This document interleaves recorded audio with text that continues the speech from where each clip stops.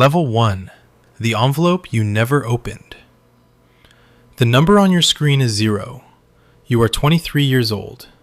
You just started a job that pays $24,000 a year, before taxes, before the studio apartment that takes half of it, before the student loans at $287 a month. HR hands you a packet on day 1. Somewhere on page 6, it says 401k. You don't know what the parentheses mean. You don't ask. The woman from payroll explains the employer match. 3%, she says. It's free money. And you nod like you understand. You don't. You set the form aside and never fill it out. The limit this year is $7,979. You could contribute a third of your income if you wanted to. You don't want to. You want to make rent. You have $118 in your checking account. Retirement is 40 years away. 40 years is not real. You close the packet and put it in the bottom drawer of your desk. It stays there. 2 years pass. Not a single dollar contributed. 24 paychecks. Not once did you open the HR portal and click enroll. 2 years of 3% employer match you never collected. That is $1,440 the system held out for you and you didn't take. The system didn't send a bill. It didn't send a reminder. It didn't knock on your door on a Friday night to ask why you're leaving free money in a pile on the floor. It just kept running without you in it. Level 2. The machine starts. It is a Wednesday night. You are 25. The quiet coworker, the one who drives the paid-off Civic, the one who brings lunch from home every single day, mentions he maxed out his 401k. You ask what that means. He tells you. You do the math in your head. He is putting away almost $9,000 a year on the same salary as you. Something in your head cracks. Not a revolution, a fracture. You go home that night and type 401k employer match explained into a search bar at 10 p.m. Your employer matches 3%, dollar for dollar. You have been leaving that on the table for 2 full years. At 11 p.m., you open the HR portal. You select 3% contribution. You pick the target date fund. The description says it adjusts automatically over time. You trust it. You click submit. The confirmation screen loads. It took 11 minutes. 2 years late, but done. Next paycheck, the deduction shows up. $60 gone before you see it. The employer adds another $60. The machine starts. 3 months later, you check the balance for the first time. $1,847. You contributed $780. The rest came from the match and whatever the market did while you weren't paying attention. You feel something between pride and confusion. You don't fully understand it. You don't need to. Level 3. It grows while you sleep. 6 months in, the balance is $3,200. You stop checking every week. You stop worrying about it.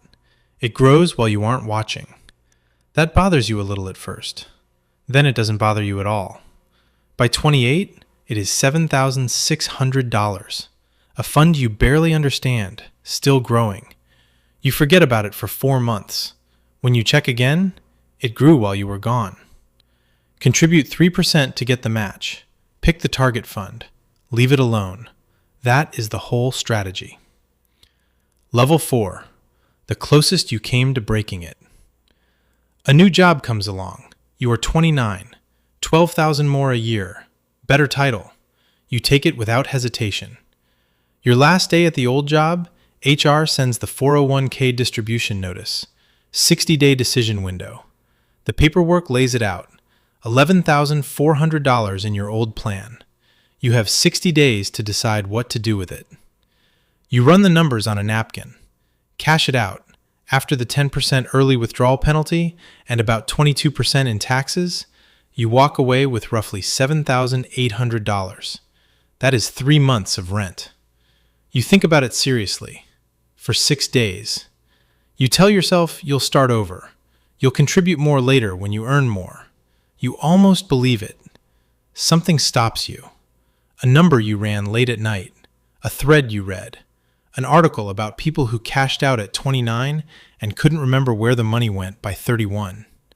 You choose the direct rollover. The full $11,400 moves to your new plan. Not a dollar lost to penalties.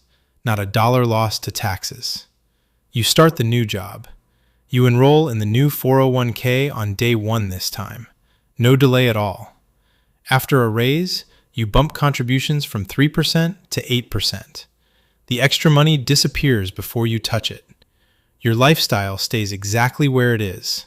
Same apartment, same car, same bar on Friday nights. The only thing that changed is a number on a screen you check every few months. This is the first real decision you make inside the retirement system.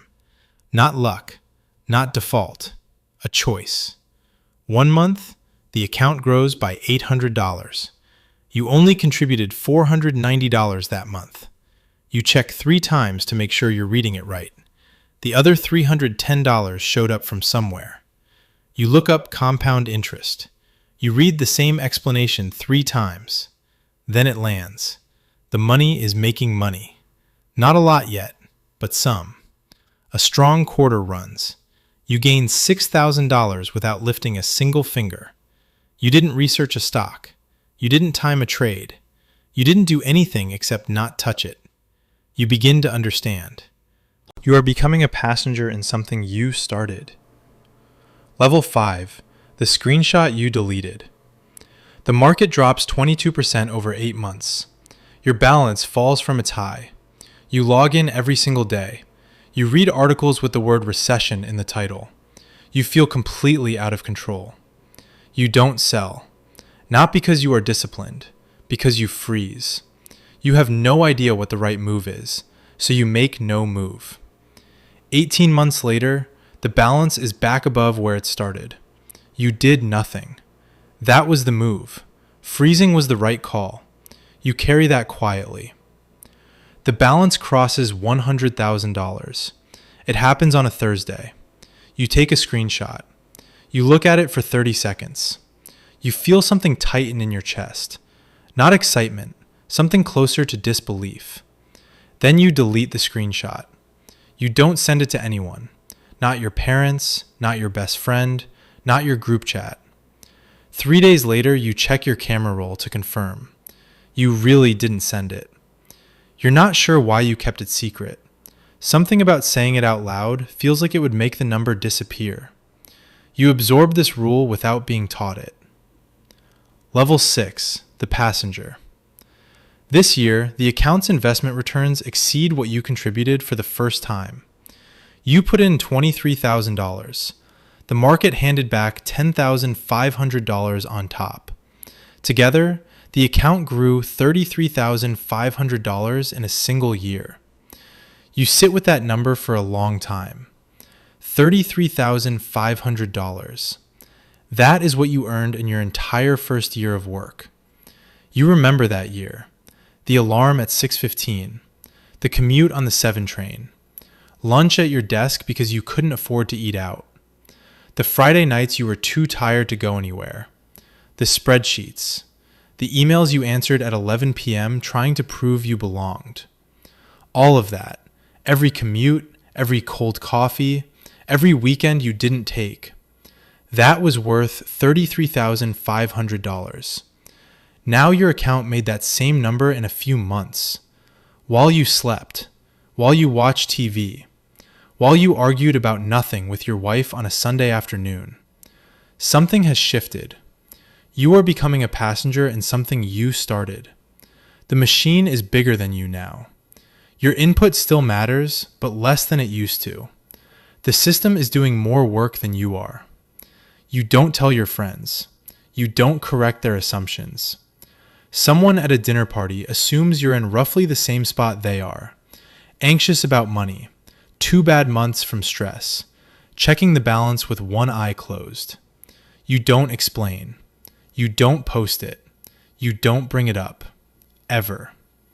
That silence is not modesty. That silence is the discipline. You learned it the day you deleted that screenshot, and you never unlearned it. The balance crosses $300,000. This is no longer a savings account. It is a portfolio. You have opinions now. You read 3 books on retirement investing. You follow 2 financial writers you trust. You form a view. You shift some allocation toward bonds.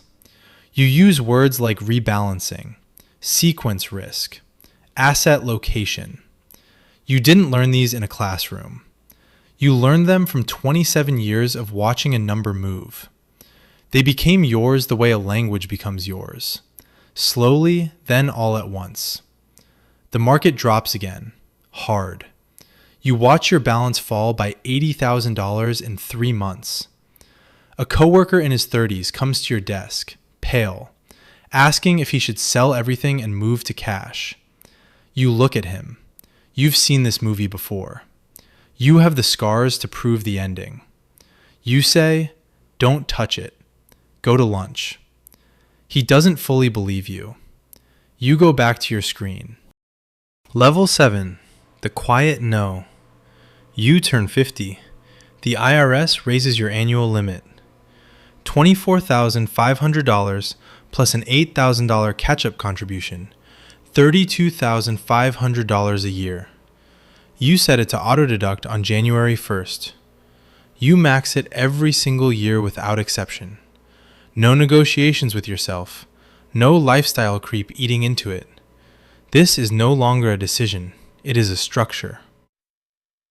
The target is close enough to feel real now. Retirement is a real conversation. 1 month, your investment return exceeds your first job's monthly salary. That salary was $2,000 a month. Your portfolio made more than that while you were on vacation. You think about yourself at 23, the $118 checking account, the enrollment form you set aside, the thought that 40 years was too far away to matter. The distance from $118 to here is not genius. It is not talent.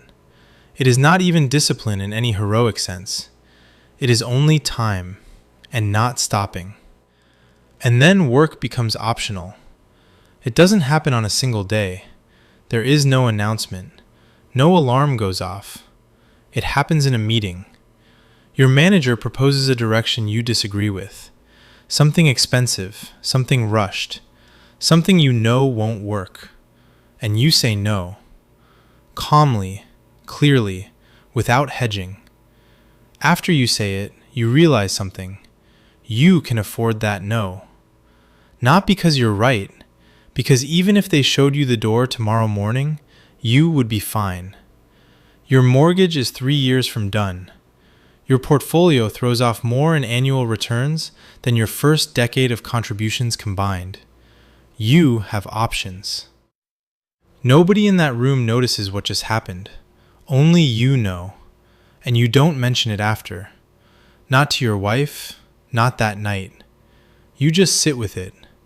The quiet knowledge that the ground beneath you is solid in a way it never was at 29, at 35, at 42. You don't walk differently. You don't drive a different car. You don't buy a watch. But you stop answering emails at 10 p.m. You leave at 5:15 on Fridays. You take the full vacation. Not because you stopped caring, because the fear is gone.